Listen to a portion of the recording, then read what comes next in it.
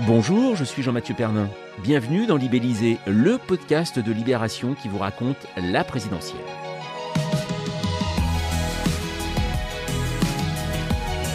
Alors déjà, merci pour votre écoute. Vous avez été très nombreux à vous intéresser à l'épisode 4 de Libellisé portant sur notre enquête concernant la primaire des Républicains et la star de cette affaire, à savoir Douglas le chien.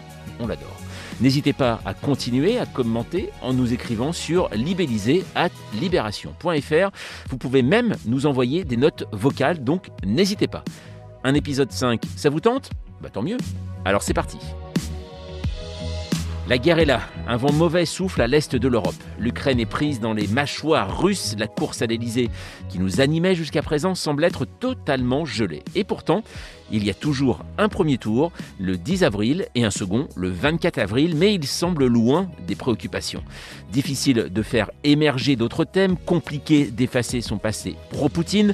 Tous les candidats semblent anesthésiés, enfin, pas tous, puisqu'Emmanuel Macron, chef de l'État, chef des armées, ayant le numéro de Vladimir Poutine dans son portable, est en première ligne. On l'a vu lors de son allocution de mercredi, et les sondages confirment son avancée dans les intentions de vote.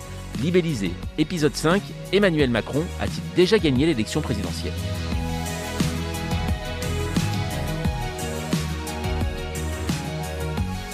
Alors on va en parler avec Jonathan Boucher-Petersen. Salut. Salut. Tu es donc rédacteur en chef adjoint du service politique de Libération. Alors juste avant le début, depuis une semaine, donc l'Ukraine est frappée par la guerre.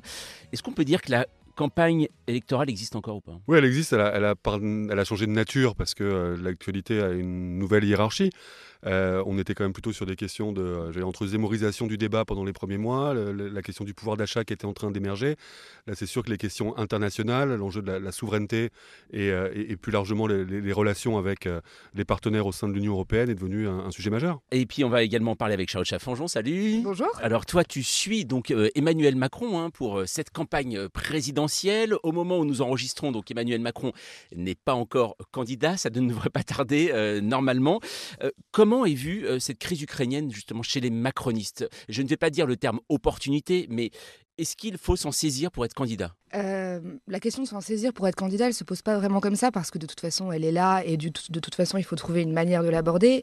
Il y a un petit peu deux lignes. Il y a la ligne, je dirais, un petit peu libérée et décomplexée qui admet évidemment en off que oui, c'est une opportunité parce que depuis des mois, Macron théorise une campagne un peu au-dessus de la mêlée mais ne savait pas trop comment s'en sortir pour ne pas descendre dans l'arène. Donc là, quelque part, l'occasion est toute trouvée puisqu'il s'est présenté mercredi soir à 20h aux Français comme un président protecteur extrêmement grave finalement dont ils ont besoin. Donc ça c'est l'aspect décomplexé. Puis il y a l'aspect un petit peu plus policé, j'ai envie de dire. Je parlais notamment avec François Patriat hier, qui est un sénateur soutien d'Emmanuel Macron, qui lui dit il ne faut surtout pas crier victoire trop vite. Au contraire, ce n'est pas une opportunité comme le Covid n'était pas une opportunité, d'autant plus qu'on parle de drame humain. Donc ça c'est la version vraiment plus policée et qui disent attention justement parce qu'à force de dire on a un boulevard, on a gagné, etc., il y a le risque potentiel d'une abstention massive. Et il ne faut pas oublier que face à Marine Le Pen, Emmanuel Macron, il a 10 points d'avance au second tour, sans compter la marge d'erreur et de possibles accidents de campagne, c'est pas énorme finalement. Alors quand on dit Emmanuel Macron aujourd'hui, quand on suit les sondages, c'est facile pour lui, est-ce que c'est le cas ? Oui, c'est facile et le risque c'est presque que ça paraisse trop facile. Ce que disait Charlotte, c'est qu'on a l'impression que le résultat est écrit d'avance et qu'il y aurait qu'à engranger et à juste formaliser et attendre que l'élection se passe. Là où on voit que c'est fragile, c'est que dans la séquence diplomatique qui a précédé l'entrée en guerre de Vladimir Poutine, on a senti que là il y avait potentiellement une fragilité parce qu'effectivement Macron s'agitait beaucoup avec en même temps des résultats assez limités. Et c'est vrai que la dimension sidération et changement de nature de l'équation globale, quand tout d'un coup on est dans un contexte de guerre avec les drames que ça peut revêtir, ça a plutôt servi. Après effectivement c'est toujours fragile de construire sa solidité sur une période où les gens sont abreuvés d'images plus dramatiques les unes que les autres. On retrouve un petit peu la thématique Covid. En fait c'est évidemment que ça ouvre un boulevard pour le président président protecteur. En même temps, c'est un président comptable, c'est un président peut-être dont on peut attendre des résultats. Si les choses s'enlisent, s'il y a des fautes de quart, s'il y a des paroles malheureuses, ça peut aller très vite dans une campagne électorale. Mais j'allais dire que plus qu'un truc, quelque chose de positif pour Emmanuel Macron, c'est surtout une pente très glissante pour tous les autres candidats. On voit que c'est un révélateur de présidentialité assez aigu. Et par exemple, un Éric Zemmour est en train de se cracher parce que entre les déclarations sur le plan des valeurs, entre l'absence de vision stratégique, une Valérie Pécresse a quand même beaucoup de mal à expliquer que son conseil de défense alternatif peut être une vraie alternative pour le pays. Donc voilà, on a l'impression que ça vient renforcer les faiblesses de ses adversaires, au moins autant que souligner ses qualités propres. Charlotte, si vous voulez. Oui, non, ce que je voulais dire par rapport au fait que, par rapport à la question que vous posiez tout à l'heure sur est-ce qu'il y a une campagne présidentielle, justement, il n'y en avait pas dans l'intérêt des Français. Enfin, ils ne s'y intéressaient pas, ils n'écoutaient pas, ils ne lisaient pas.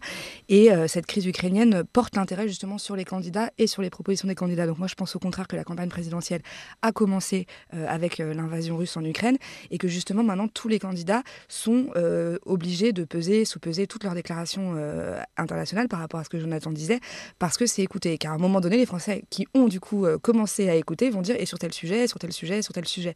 Et c'est là que ça va devenir encore plus compliqué pour Emmanuel Macron de trouver un équilibre entre parler des sujets quotidiens et la guerre. Et ce qui est très singulier, c'est que ce qui était beaucoup noté, c'est que d'habitude les questions internationales sont quasiment vraiment la queue de comète, on en parle 15 minutes, 10 minutes à la fin des grands débats présidentiels.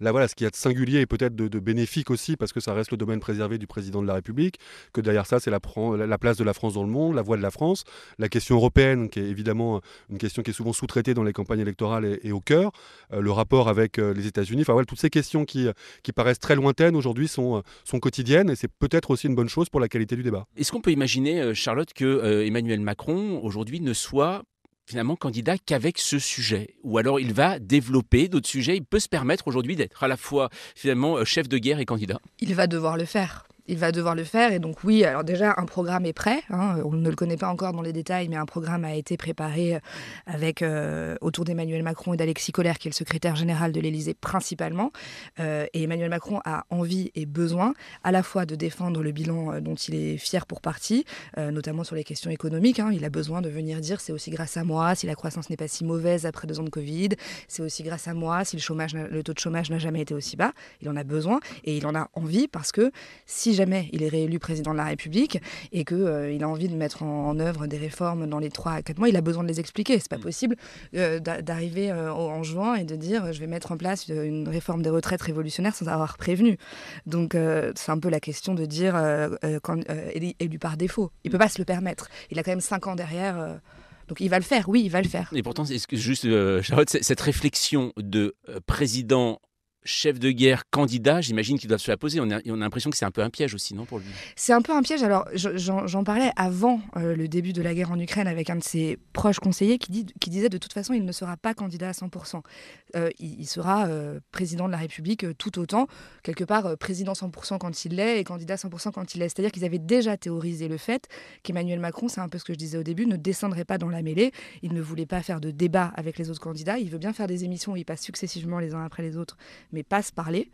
Donc tout ça a été déjà en fait théorisé. Ça va être renforcé par l'aspect dramatique des événements forcément, mais c'est pas pour eux quelque chose à improviser dans l'urgence. Il y avait déjà une espèce de c'est pas vraiment de schizophrénie, mais de personnages parallèles qui devaient évoluer pendant 6 semaines. C'est d'ailleurs pour ça qu'il avait prévu de se déclarer candidat tard. Alors peut-être pas aussi tard, mais tard, parce que c'est une position qui n'est pas facile à tenir. Donc il fallait que ce soit pas non plus sur 3 mois. Quoi. Mais ce qui est intéressant, c'est qu'à travers, évidemment qu'il y a la chronique quotidienne des combats, le rapport de force avec Poutine, les sanctions, tout ça, mais à travers cette séquence-là, il y a aussi la question de l'indépendance énergétique qui se pose, il y a l'enjeu de la souveraineté en termes de matières premières, il y a la question de la défense européenne, enfin voilà, tous ces sujets, ils sont aussi au cœur de la proposition Macron. D'ailleurs, il va s'en servir tout en jouant pleinement son rôle de président du Conseil de l'Union, avec un sommet à Versailles le 10 mars qui doit poser toutes ces questions-là, avec les partenaires. Donc c'est vrai qu'il y a quand même quelque chose de consubstantiel entre ce qu'il pouvait aussi mettre sur la table en termes d'identité politique nationale et ce que la crise vient mettre sur le devant de la scène actuellement. Alors, quand on voit, il y avait un meeting qui était prévu à Marseille, notamment samedi. Ça veut dire que ça a finalement été annulé. Est-ce qu'il pourrait ne pas y avoir de meeting du tout? C'est pas le projet aujourd'hui. Le projet aujourd'hui, c'est qu'il y ait bien des meetings 1, 2, 3 grands maximum. Donc à Marseille, ils n'ont pas abandonné l'idée. Un meeting à Paris, la U Arena est citée, ils aimeraient bien, il y a 40 000 personnes qui peuvent venir. Donc aujourd'hui, il est prévu qu'il y ait des meetings dans la campagne d'Emmanuel Macron. D'accord, mais pour l'instant, Très clairement. On n'en parle pas en fait aux journalistes. Si, ils disent qu'il y aura des meetings, c'est pas du tout un sujet tabou, simplement on ne connaît pas les dates. L'agenda d'Emmanuel Macron, depuis le début de la guerre, n'est pas connu. C'est-à-dire qu'il évolue tellement, même pas jour par jour, mais heure par heure, via les coups de fil, les conseils de défense, les sommets en visio, en physique, à Bruxelles, à Paris, qu'on nous prévient, pour le coup, heure par heure de son agenda. Donc prévoir un meeting de candidats alors qu'à la seconde où on se parle, il n'est même pas candidat, dans une semaine ou 10 jours, c'est infaisable pour eux. Mais c'est vrai qu'on n'imagine pas des meetings un peu extatiques comme il y avait eu en 2017, le c'est mon programme, les bras en l'air, le candidat des jours heureux, enfin voilà, tout ça c'est quand même une dialectique qui est très difficile à mettre sur la table dans un moment où la gravité quand même ça s'impose à tous. Donc est-ce qu'ils font le pari qu'il y aura une fenêtre dans la dernière ligne droite pour quand même dire que c'est un projet positif et que c'est une perspective non pas par défaut mais qui peut permettre de susciter de l'adhésion, ça c'est le pari. Après voilà, c'est quand même difficile et on le voit pour les autres candidats de faire des meetings qui ressemblent à des meetings habituels avec une ferveur et des ondes positives, parce qu'il n'y en a pas beaucoup les ondes positives en ce moment. Mais Charlotte, tu ne semblais pas d'accord avec ce que Si, non, je suis d'accord que ça va être difficile, mais par contre, ils ont toujours le projet de le faire, ça c'est clair. Emmanuel Macron avait prévu un discours de candidat pour se projeter dans la France de 2030, puisqu'il avait sorti déjà son plan d'investissement France 2030. Il voulait, face à Éric Zemmour, face à Marine Le Pen, avoir un discours de progrès, positif, optimiste, face au déclin, face au repli, face à la peur, donc ouvert sur le monde, etc. Ça, il n'est pas question pour eux de l'abandonner. Et c'est pas parce que il y a la guerre en Ukraine qu'Emmanuel Macron va dire aux Français c'est la fin du monde et il n'y a pas d'avenir possible et heureux pour vous. La seule question, ça va être de trouver le bon moment pour le dire, le ton juste et l'équilibre. Mais ce discours-là, il n'est pas abandonné pour eux. Oui, on se souvient d'ailleurs de Gabriel Attal qui avait dit à propos de la campagne que c'était une campagne de mort-vivant, donc dans le côté positif finalement qui serait possible aussi, dans le côté jours heureux pour reprendre ton expression. Non, mais ça c'est probablement après c'est dans la tonalité pour en parler. C'est vrai qu'on imagine plus que ce sera la réaffirmation des valeurs. Ça, c'était quand même un des seuls candidats, voire le seul candidat qui faisait applaudir l'enjeu européen, en tout cas le drapeau européen dans la campagne de 2017. Donc il y a une filiation à trouver sans aucun problème. Après, c'est vrai qu'on n'imagine pas que la réforme des retraites va être au cœur des débats, ou en tout cas ça va être difficile de mettre tout ça en branle. De la nécessité de transformer le pays, c'est vrai que dans un premier temps, c'est de la nécessité d'accueillir les réfugiés. Donc c'est vrai quand on voit comment Éric Zemmour est en train de se cracher sur cette question-là, comme on voit Gérald Darmanin faire un virage à 180 degrés en ouvrant les bras aux réfugiés ukrainiens aujourd'hui, il y aura de l'humanité dans cette campagne, ça on peut l'imaginer.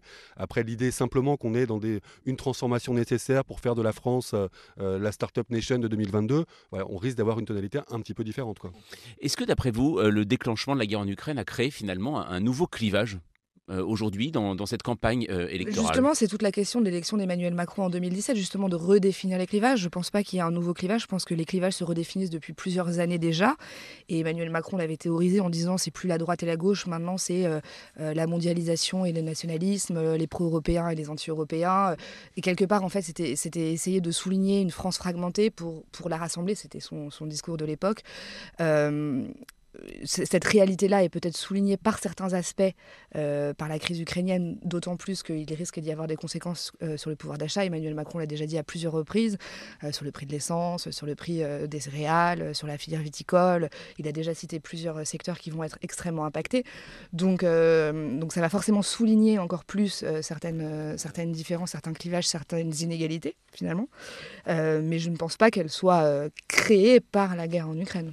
Non, après, ce qui est intéressant, c'est ce qu'on entendait dans la prise de parole d'Emmanuel Macron mercredi, c'est qu'un des principaux crédits qui lui est fait pour la crise sanitaire, c'est quand même l'idée que le quoi qu'il en coûte a été une sorte de virage à 180 degrés qui a sauvé l'économie française, donc là qui était très très loin du rigorisme budgétaire qu'on pouvait entendre dans son camp, et avec le plan de résilience qui est remis sur la table en disant je ferai ce qu'il faut pour protéger, et c'est une des dimensions du président protecteur. Ça vaut pour le côté avoir une défense européenne, une défense nationale de qualité, et ça vaut évidemment à l'échelle individuelle dans votre existence, on va être le plus possible à vos côtés avec l'argent public. Donc c'est vrai qu'on est dans quelqu'un qui aura dépensé dans des circonstances exceptionnelles plus que tous les présidents de gauche réunis ces 30 dernières années.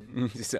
Est-ce que par rapport à sa position en Ukraine, aujourd'hui, c'est possible de le critiquer, Emmanuel Macron, finalement, quand on est candidat à la présidentielle, quand on veut aussi s'imposer dans cette course à l'Élysée, c'est possible de le critiquer? Est-ce que ça n'a pas pris finalement le dessus, la guerre en Ukraine? Là, dans cette semaine, oui. Dans les jours qui viennent, sans doute, à un moment donné, il va falloir que les oppositions, pour elles en tout cas, se mettent à le critiquer. Donc oui, je pense que ce sera possible de le critiquer. Par ailleurs, pendant 2 ans, on a parlé absolument et strictement que du Covid, mais ça avait un impact tel sur la vie quotidienne des Français que c'était difficile de faire autrement, puisqu'on était confinés, sous couvre-feu, masqués, vaccinés, c'était immédiat. Là, la France n'est pas en guerre. D'ailleurs, Emmanuel Macron a rappelé hier qu'on n'était pas en guerre contre la Russie pour quand même remettre un peu les choses, mais la France n'est pas en guerre, les Français ne vivent pas une situation de guerre dans leur quotidien, et ils vont avoir envie, à un moment donné, de retrouver un petit peu les débats nécessaires pour décider pour qui aller voter. C'est-à-dire qu'aujourd'hui, les gens ne savent pas pour qui voter en majorité. Donc oui, je pense que les oppositions, en tout cas je leur conseille, si j'étais conseillère en communication, je leur souhaite critiquer à un moment donné Emmanuel Macron, sinon c'est même pas la peine d'organiser l'élection. On va écouter Timothée. Timothée nous a adressé un message vocal pour nous demander tout simplement si l'élection présidentielle pouvait être reportée à l'année prochaine. On l'écoute. Bonjour Libellisé, je suis Timothée, j'habite à Montpellier, j'ai 33 ans. Voilà, dans un contexte de guerre en Europe, en Ukraine, dans un contexte où nous avons besoin de beaucoup de stabilité, dans un contexte où la campagne présidentielle est reléguée au second plan, je pose une question politique plus que légale. Devons-nous repousser la présidentielle, peut-être de 1 an, pour donner toute sa place à la campagne quand le temps le permettra? Merci. Alors, Jonathan, est-ce que c'est dans l'ordre des choses? Est-ce qu'on peut reporter, à cause de la guerre en Ukraine, aujourd'hui, une élection présidentielle? Non, parce qu'encore une fois, la question se pose, c'est légitime parce que ça vient percuter la séquence présidentielle et la campagne. Encore une fois, la France n'est pas en guerre. Si le territoire national était évidemment un théâtre de conflit, la question se poserait de façon évidente.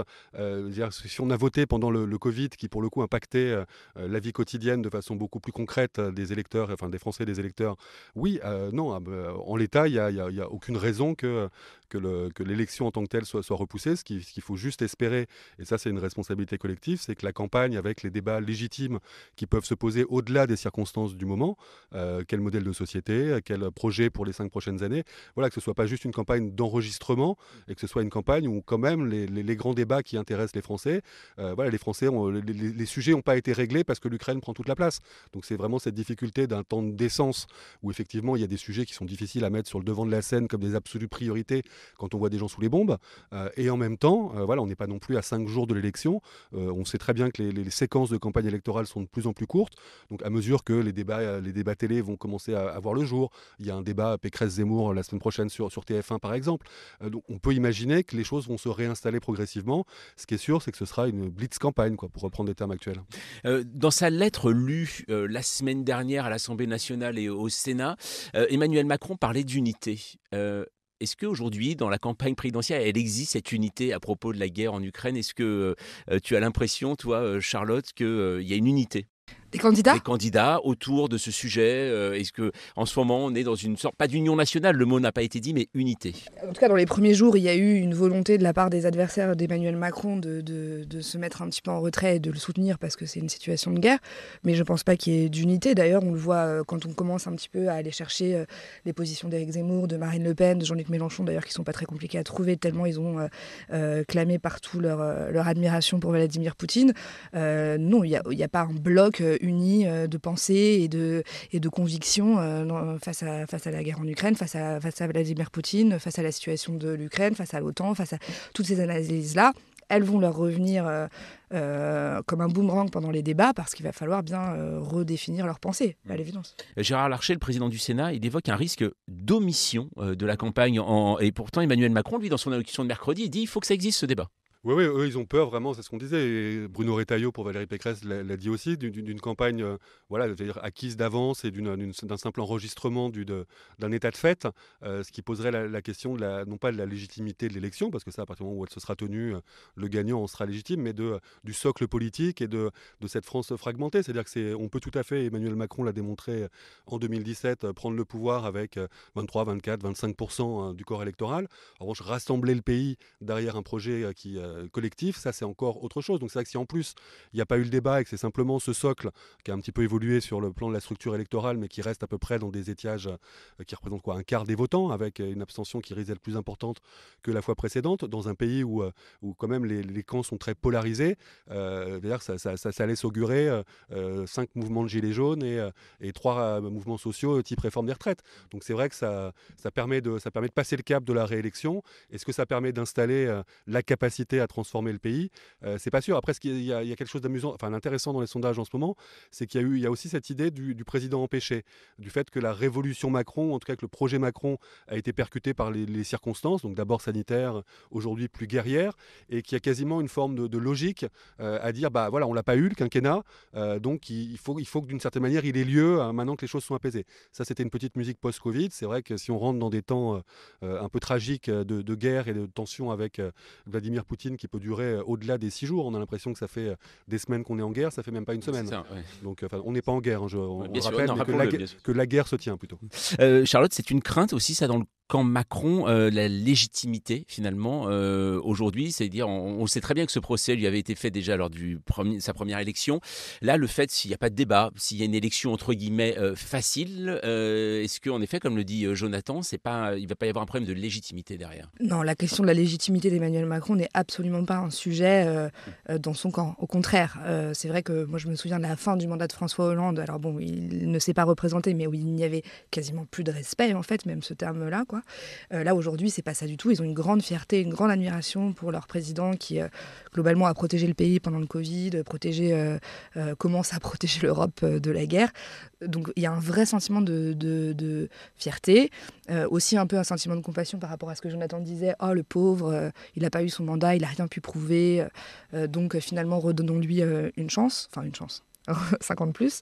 Mais par contre, ce qui est vrai, et c'est ce que je disais tout à l'heure, ils ont envie, quelque part, d'en découdre pendant cette campagne, et que Emmanuel Macron, d'autant plus qu'il le trouve très bon en campagne et très bon en débat, montre un peu ce qu'il a dans le ventre, au-delà du quoi qu'il en coûte, ce qu'on retiendra du Covid, et du président chef de l'Europe qu'on retiendra de la guerre. Mais il aurait tout intérêt à ne pas être élu face à l'extrême droite, encore une fois, parce que c'est ça qui rend compliqué un rassemblement, j'allais dire, serein de deuxième tour. Si on est simplement dans l'idée je suis le rempart face à la bête immonde, on sait très bien qu'électoralement c'est efficace, mais c'est vrai qu'un débat, que ce soit face à Valérie Pécresse, que ce soit face à Jean-Luc Mélenchon, qui sont deux options pas absolument privilégiées aujourd'hui, mais en termes d'intérêt démocratique ou de mise sur la table de vrais clivages au-delà du bien et du mal, ce serait évidemment plus intéressant. Une chose, Jonathan, à propos de cette campagne, cette étrange campagne, on voit qu'on a l'impression qu'on assiste en ce moment à qui sera le plus ukrainien. Et on le voit notamment aussi à gauche avec Anne Hidalgo et Yannick Jadot qui ont trouvé un moyen de taper sur Jean-Luc Mélenchon, alors là, d'une manière assez violente. C'est symptomatique et c'est sûrement une partie du drame de la gauche où l'enjeu est de savoir comment, dans des vases communicants, vont se répartir le très faible nombre d'électeurs. Donc c'est vrai qu'ils ont eu peur d'être ensevelis par la dynamique vote utile qui commençait à se mettre en place autour de Jean-Luc Mélenchon. Et c'est vrai qu'il y a quelque chose d'un peu sidérant et d'un peu navrant à se dire que la principale urgence pour une Anne Hidalgo ou un Yannick Jadot, c'est pas tant d'avoir un message pour le pays que d'avoir un message pour le petit microcosme de gauche en disant ah regardez, c'est l'occasion pour nous de récupérer 2 à 3 points. Donc je pense que ça tire pas du tout le débat vers le haut. C'est tout à fait légitime de pointer pour un Yannick Jadot les différences qu'il peut avoir sur les questions européennes, sur les questions internationales. Mais c'est vrai qu'il y a une espèce on a l'impression qu'on attend plus au tournant son voisin quand même, ou en tout cas quelqu'un avec qui on partage plus qu'avec le camp d'en face. Sachant voilà, peut-être que les circonstances où Emmanuel Macron n'était pas encore dans l'arène, où Valérie Pécresse n'avait pas besoin de grand monde pour, j'allais dire, prendre le toboggan de la défaite toute seule, ça a tendance à pousser la gauche à se regarder le nombril, ce qui est sûrement un de ses principaux problèmes. Il y a juste un truc que je voulais dire, c'est ce qu'il y a d'assez symptomatique pour tout le monde, c'est qu'en gros, personne ne croit en ses chances. Et donc fondamentalement, une fois qu'on ne se dit pas qu'on joue quelque chose pourrait être une présence au second tour, et même pour ceux qui sont au second tour, les écarts sont quand même suffisamment forts avec Emmanuel Macron pour que l'optimisme ne soit pas un signe de lucidité absolue, ça pousse effectivement à faire les comptes dans son propre camp, à se poser la question du leadership à l'intérieur de la gauche, de jouer déjà la question des législatives en creux, voilà, toutes choses qui quand même mobilisent pas tellement les électeurs de gauche.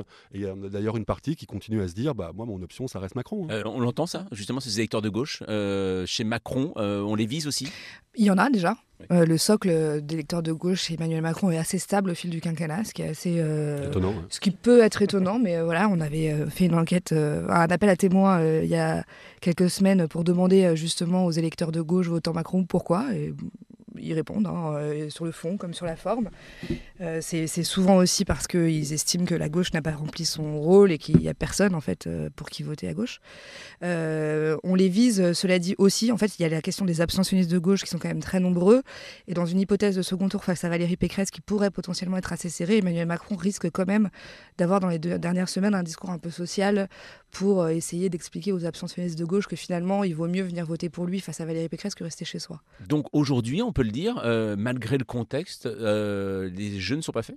Non, les jeux ne sont pas faits. Les jeux ne sont pas faits parce qu'on est à 6 semaines de l'élection, je crois, du premier tour, que tout peut arriver. Enfin, on est quand même dans un quinquennat qui nous a prouvé qu'il était difficile de parier très cher sur ce qui allait se passer.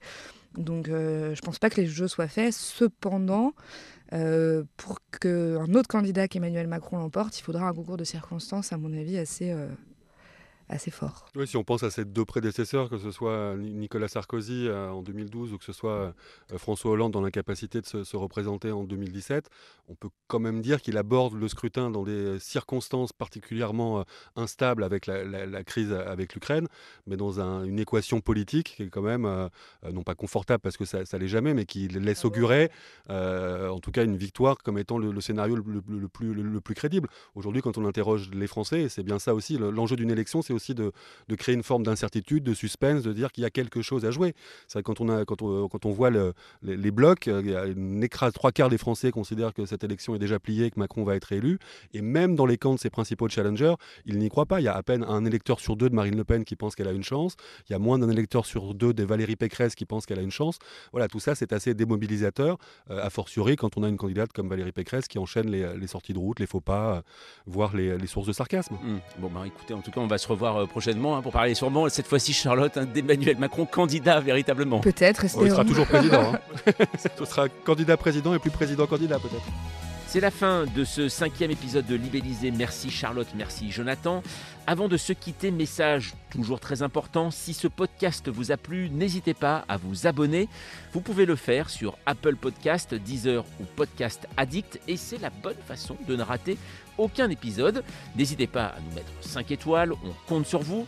Si vous voulez participer, on attend vos messages et notes vocales dans notre boîte mail libellisé@libération.fr. Nous, on se retrouve jeudi prochain.